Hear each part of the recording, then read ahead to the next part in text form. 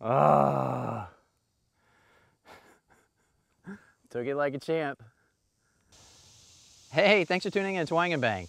I had a ton of fun at the range that day because I just got my 11.5-inch Bravo Company SBR back from Adaptive Graphics. You've seen this in many of my videos in its original black form. I've had it for 3.5 years maybe, and I've used it in a ton of videos.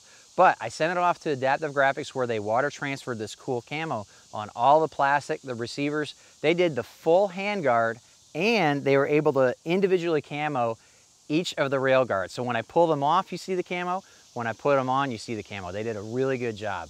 I sent hundreds of rounds downrange at the 2nd generation short range rifle target from shootsteel.com.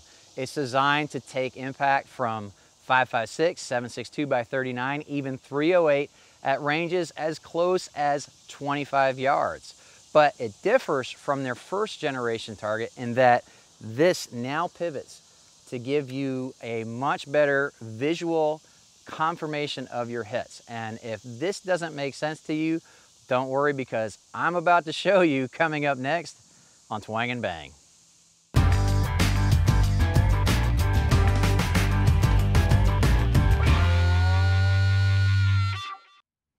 The Gen 2 short-range rifle target from shootsteel.com might look like an ordinary steel target, but there is a lot more to it than meets the eye. First off, it's made specifically to handle 5.56, 7.62 by 39, and 308 at relatively close ranges. The forward angle is the key. It's not there to prevent fragments from hitting the shooter, it's actually there to protect the steel from damage of direct bullet impacts. However, unlike their 1st generation target, this target actually swings to provide visual feedback for your hits and misses. The mounting bracket pivots on a carriage bolt, but it won't allow the target to tilt beyond vertical so that you don't end up skipping headshots off the target. This is where the target's full auto rating comes from that is lacking from similar designs. Shootsteel.com makes the target out of AR-550 steel, which is harder than the AR-500 steel used in most targets. All hardware is grade 8 to withstand bullet impacts and cutting from fragmentation. Though the steel is warranted for use up to 25 yards, shootsteel.com recommends a minimum distance of 50 yards for non-law enforcement or military users. Basically, if you shoot closer than that, you simply must accept the increased risk of getting hit by fragmentation,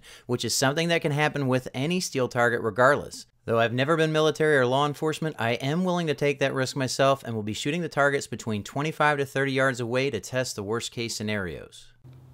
I set a 1st generation SRRT on the right of the 2nd gen so you can see the difference between the two. Sounds of rounds hitting the plate isn't really that different and is more of a slap than a ring. However, you can easily see the hits swinging the 2nd gen target when I only get a puff and a little wobble from my hits on the 1st gen target. Headshots show how the travel stop prevents the target from angling away from me, preventing additional headshots from skipping over the backstop. This makes the SRRT much safer for full auto and rapid fire use than other pivoting rifle targets that don't have anything limiting their travel when hit above the pivot point.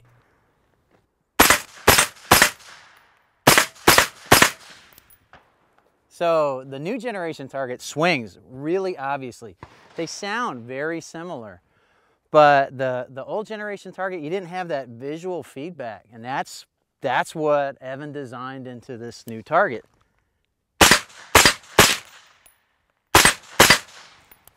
So I'm just sending them down there, and I got a miss. You're going to have to depend on the backstop to know when you completely missed. If you're rapid firing, the thing is going to be swinging. But it's still better than the 1st generation target. I can tell I'm hitting it because it's moving a little bit, but it's not nearly as obvious.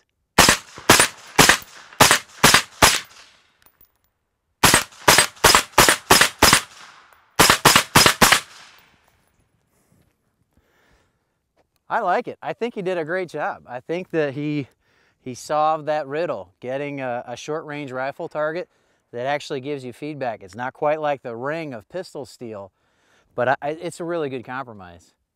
You might not think shooting 308 at steel from 25 yards away would work out for either you or the steel, but the SRRT seems to do a good job of handling the impact and directing the fragments away from the shooter. There is no question the power gets both of these targets rocking on their stands. That's why I would recommend taking advantage of the stake holes cut into the stands with some high quality tent stakes.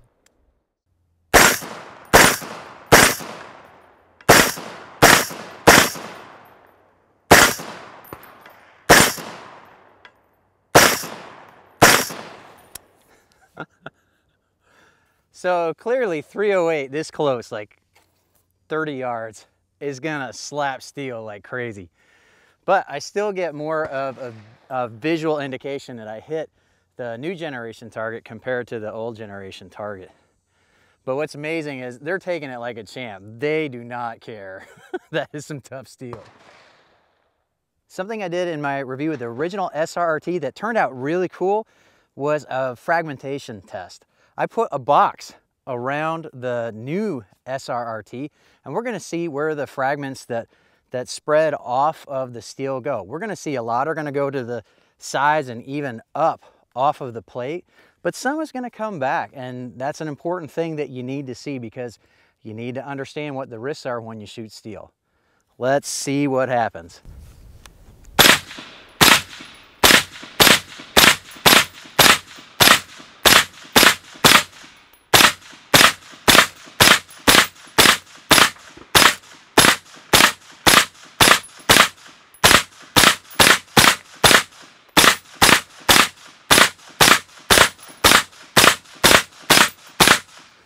Woo! 40 rounds. Whew. It cut a lot of my tape, so the box is starting to swing off of it, but let's see what the holes look like. I brought the good camera up this time. You can see all of the entrance holes right here, but you could also see all the little pin pricks and some bigger marks of fragments coming straight ahead, but those are really, really small, and I didn't feel any back where I was standing. But it does show you that you need to wear eye protection anytime you're shooting steel, anytime you're around people shooting steel. Look at the sides though. You know, that's better than the original, because the original, I had a whole lot more fragmentation coming up this high, but it looks like it really did a good job of keeping it down and low. You can even see how it kind of sliced on the past the spall guard on the 2x4 right there, and that's impressive. Yeah, of course it cut the tape, but it did a really good job of controlling the fragmentation, the spall, keeping it away from me as a shooter. Though some people do shoot pistol rounds at the SRRT, Evan has warned that the angle of the plate can prevent lower velocity bullets from fragmenting, instead causing a ricochet, and I've experienced the same thing. That's why it's best to use a pistol target like this one for pistols and save the SRRT for high velocity rifle rounds only. ShootSteel.com uses a spring mounting system on their pistol plates to both stabilize the plates during rapid fire, as well as improve the ringing that we all like to hear when shooting steel. That is a ShootSteel.com pistol target that I've had riding around in the back of my pickup truck for 3 years maybe. And it cleans up nice. All I did was spray black spray paint on the front. It's got rust all over the back, and who cares? It can handle it no problem. But this is gonna be the sound that everybody wishes a rifle target could make. Although Evan has found in his testing, if you get that vibration going, the steel doesn't hold up very well to getting hit by more rounds. But this is what they want it to sound like.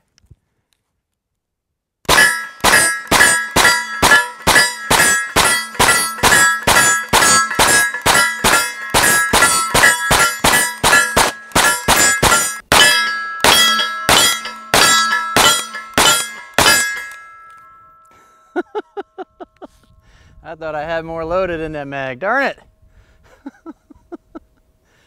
But that's a good sound. 45 ACP against pistol steel. That's a great sound.